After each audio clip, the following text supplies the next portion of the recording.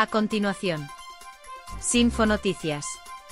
El noticiero estelar del diario digital El Reportero HN. Desde Tegucigalpa, Honduras. Con el periodista Alex Espinal.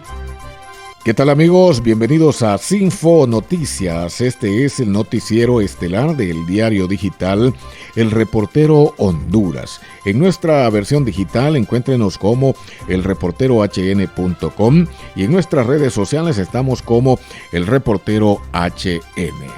Y de inmediato damos inicio a las noticias correspondientes a este día.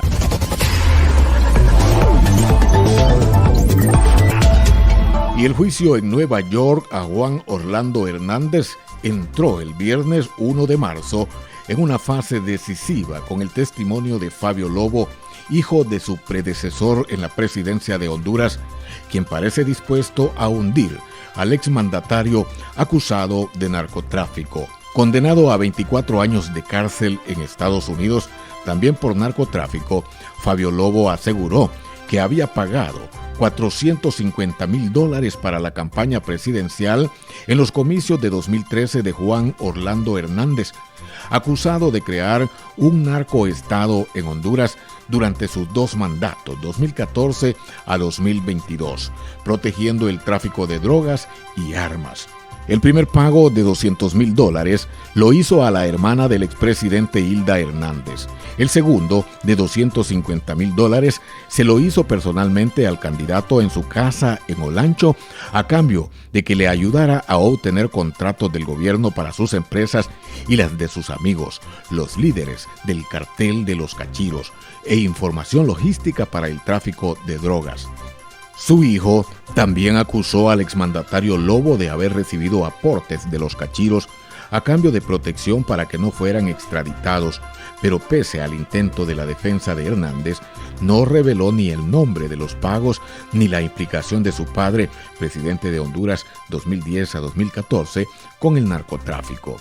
A la pregunta de por qué no había contado esta información a la fiscalía cuando fue detenido en 2015 en Haití, Lobo, ex juez de la Corte Suprema y abogado, reconoció que entonces no le dije al juez nada sobre que su padre había aceptado sobornos de narcotraficantes. No lo hizo hasta enero de 2023 en el marco de su cooperación con la Fiscalía a cambio de una remisión de condena, admitió ante la insistencia del abogado, aunque dijo no recordar lo que le dijo a los fiscales. No tengo conocimiento de cuánto pagaron, subrayó, visiblemente molesto, después de asegurar que su padre no tuvo ninguna implicación en sus asuntos privados. Yo minimicé mi participación para obtener una sentencia menor a los 24 años a los que fui condenado, justificó. Decidido a echar tierra encima del acusado, recordó que el hermano de este, o sea, Tony Hernández, condenado a cadena perpetua en Estados Unidos por narcotráfico, había recibido del cártel de los Valles otros $4 millones para su campaña. En la víspera contó que Hernández también le había dicho que había recibido aportes de unos miembros del cártel de Sinaloa, del poderoso Joaquín Chapo Guzmán, el mexicano condenado a cadena perpetua en Estados Unidos. Vestido con su buzo amarillo canario de presidiario y los tobillos con grilletes, el testigo de la fiscalía trabajó con el cártel de los Cachiros, que operaba sobre todo en el norte de Honduras, y con el de Sinaloa de Joaquín Chapo Guzmán, reconoció el testigo. Y al final, el juez Kevin Castell espera que el lunes pueda concluir el interrogatorio de los testigos antes de que el jurado se reúna para definir la suerte del expresidente, por cierto, muy activo en el interrogatorio de los testigos. En caso de ser hallado culpable de los 3 cargos que pesan sobre él, conspiración para narcotráfico y tráfico y posesión de armas, Hernández podría ser condenado a pasar el resto de su vida en la cárcel. Según la Fiscalía, estos 2 hombres fueron clave en una red que envió 500 toneladas de cocaína a Estados Unidos entre 2004 y 2022. Este caso es importante para el acusado, para la Fiscalía y para el propio sistema de Estados Unidos, dijo al inicio de la audiencia de este viernes al jurado. Y en otras noticias, la Unidad contra la Trata, Explotación Sexual Comercial y Tráfico de Personas Regional de La Ceiba, en equipo con la Agencia Técnica de Investigación Criminal ATIC, efectuaron la detención preventiva de una madre y su hija, a quienes se les vincula de explotar sexualmente a una menor de edad, quien es hija y hermana de las sospechosas respectivamente. Es así que, mediante un allanamiento en el barrio La Isla, se logró el arresto de Nora Yamilet Torres Rodríguez. Mientras tanto, su hija Jocelyn Yamilet Romero fue requerida en un sector del barrio Inglés de La Ceiba. A las dos mujeres se les interpondrá un requerimiento fiscal por el delito de trata de personas en su modalidad de explotación sexual comercial.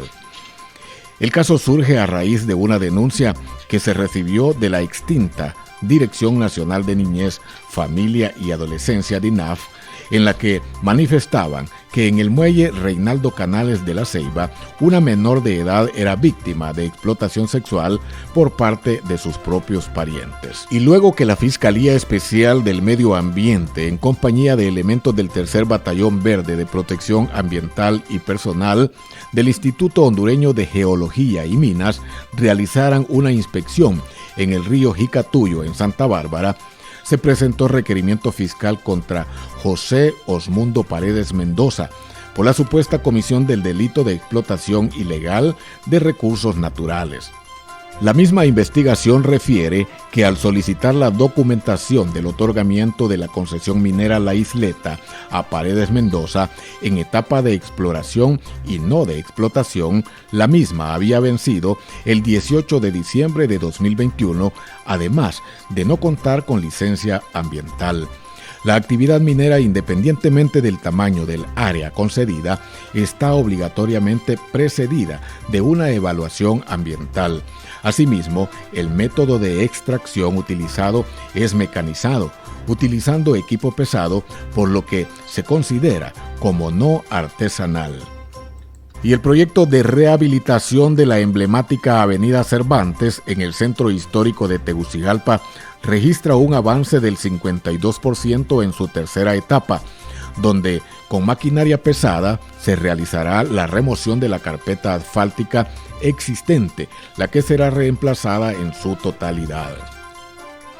El tramo que se interviene en la actualidad va desde la esquina del semáforo del histórico negocio Chindadillas y el Banco de Occidente, ubicado entre la calle Hipólito Matute y la calle Salvador Mendieta, por lo que estas arterias viales se mantendrán cerradas temporalmente, según informes de la alcaldía municipal.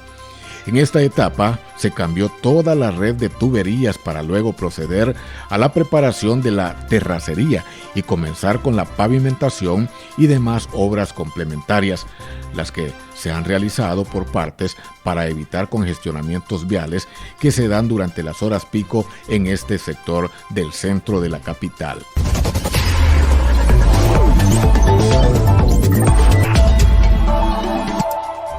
En el campo internacional, fiscales federales presionaron a una jueza federal el viernes con el fin de que programe un juicio para este verano en el caso de documentos secretos que enfrenta el expresidente Donald Trump, mientras que los abogados defensores intentaron postergarlo hasta después de las elecciones de este año en Estados Unidos. La jueza del distrito, Aileen Cannon, no fijó una fecha durante la crucial audiencia de varias horas en Fort Pierce, Florida, en la que estuvo presente Trump, aunque sí se mostró escéptica de que pueda iniciarse un juicio sobre el caso en el plazo solicitado por los fiscales. La decisión sobre la fecha del juicio es clave, ya que determinará si el expresidente, que también encabeza las preferencias para obtener la nominación presidencial republicana en 2024, se enfrenta a un jurado antes de las elecciones de noviembre por los cargos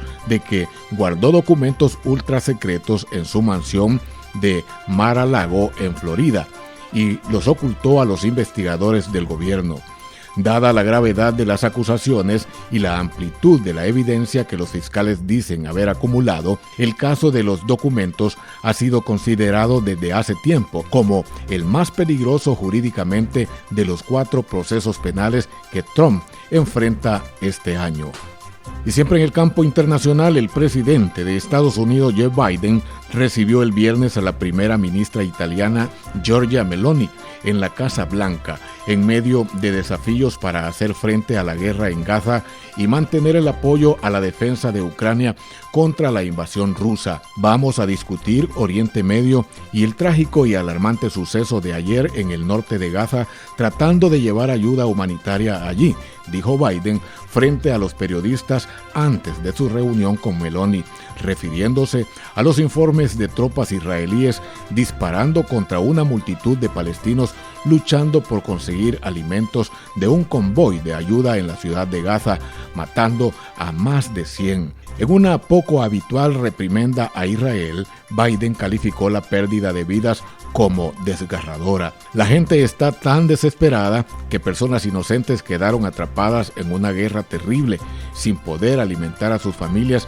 y se vio la respuesta cuando intentaron conseguir ayuda, explicó. Por último, la petrolera estatal venezolana PDVSA planea descargar en los próximos días 1,73 millones de barriles de crudo ruso Urales, que utilizará en partes para refinación nacional, según una fuente y un documento marítimo visto por Reuters el miércoles. Venezuela reanudó en enero las importaciones de combustible ruso al recibir un cargamento de diésel, una señal de una renovada cooperación petrolera entre los países que se había desvanecido en los últimos años, mientras Washington prepara la reimposición en abril de sanciones a la nación sudamericana. El supertanquero ligera con bandera de Djibouti, que llegó a aguas venezolanas a principios de esta semana, cargó el crudo ruso mediante transferencias de barco a barco cerca de Grecia, según el documento y datos de monitorización de barcos de LCEG.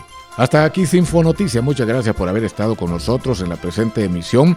Gracias y nos sintonizamos en la próxima emisión aquí en El Reportero Honduras. Feliz fin de semana. Hasta pronto.